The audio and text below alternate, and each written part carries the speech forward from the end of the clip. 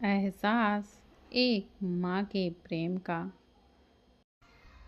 मेरी शादी हो गई और मैं ससुराल गई। ससुराल में करीब 3 महीने रही क्योंकि मायके आने का शादी के बाद मुहूर्त बन ही नहीं रहा था, जिसके कारण मैं अपनी माँ से पहली बार 3 महीने दूर रही। मुझे रह रहकर अपनी माँ की बहुत याद आ रही थी और यही सोच रही थी, काश जल्दी मायके जाने का मुहूर्त बने और मैं अपनी माँ से मिलने जाऊं और उन्हें गले लगाकर अपना दिल हल्का करूं और नई नई ससुराल की सारी कहानी कहूं। मुझे कैसा परिवार मिला है, हस्बैंड कैसा मिला है, उनका व्यवहार कैसा है, उनकी पसंद नापसंद कैसी है, सारी बातें मैं अपनी माँ को दिल खोल कर बताना चाहती थी। इसलिए मैं चाहती थी जल्दी से मायके जाऊं। आखिर लंबे इंतज़ार के बाद वो दिन भी आ ही गया जब मेरे पापा, मेरी छोटी बहन और भाई के साथ मुझे लेने ससुराल पहुँचे। मेरी खुशी का तो ठिकाना ही नहीं रहा। ऐसा लगा ईश्वर ने मुझे दुनिया की सारी खुशी ही दे दी और मुझे अपने परिवार और माँ से मिलने का तथा घर जाने का मौका दे दिया हो।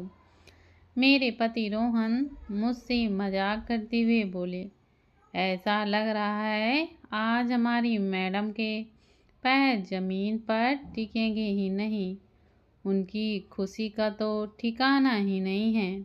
मेरी सास आरती जी भी मजाक करते हुए बोली, देखना तुम्हें वो घर पराया सा लगने लगेगा और तुम्हारे अपने ही पराये लगने लगेंगे और सब कुछ तुम्हें बदला बदला सा लगने लगेगा।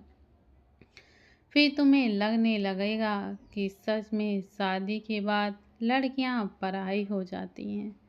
मैंने उनकी बातों को सुना और बोली, ऐसा नहीं है मम्मी जी, माँ का प्यार कभी भी नहीं बदलता और वो हमेशा ही अपने बच्चों को प्यार करती हैं।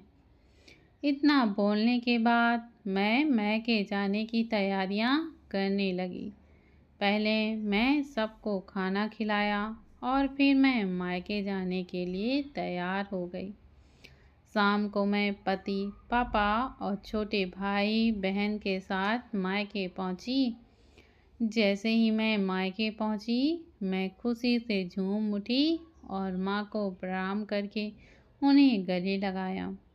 उनके बाद माँ ने कहा, हाथ मुंह धो लो बेटा, हम तुम्हारे और मेहमान के लिए नाश्ता लगाते हैं। मुझे अजीब सा लग रहा था, मायका ऐसा लग रहा था पहले वाली कोई बात ही नहीं रही। भाई बहन भी मेरे दूर बैठे थे, पापा भी सोफे पर बैठे थे और मेरा दरवाज़ा भिड़काया हुआ था, जहाँ पर मैं और मेरे पति बैठे हुए थे तथा गपशप कर रहे थे। कुछ ही देर के बाद मेरे कमरे में नाश्ता और चाय लेकर मेरी मम्मी आई और मम्मी बोली, मैं खाना बनाने जा रही हूँ बेटा, तुम मेहमान के साथ बातचीत करो। मुझे तो सास की कही हुई बात एकदम सही ही लग रही थी। सच में शादी के बाद एक लड़की का मायका बदल जाता है। मुझे घुटन सी हो रही थी और मैं कमरे से बाहर आई और माँ से कहा, तुम इतनी क्यों बदल गई हो माँ? मेरे लिए तुम्हारे पास समय क्यों नहीं हो?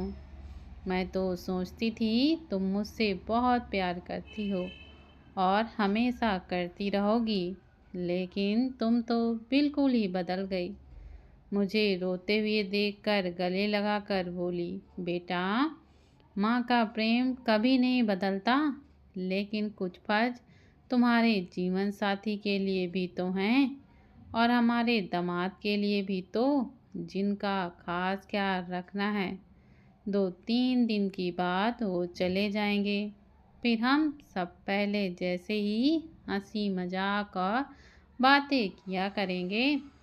उसके बाद माँ बोली, माँ का प्रेम कभी नहीं बदलता, क्योंकि माँ से ही हर लड़की को मायके आने का एक अलग सा ही एहसास होता है।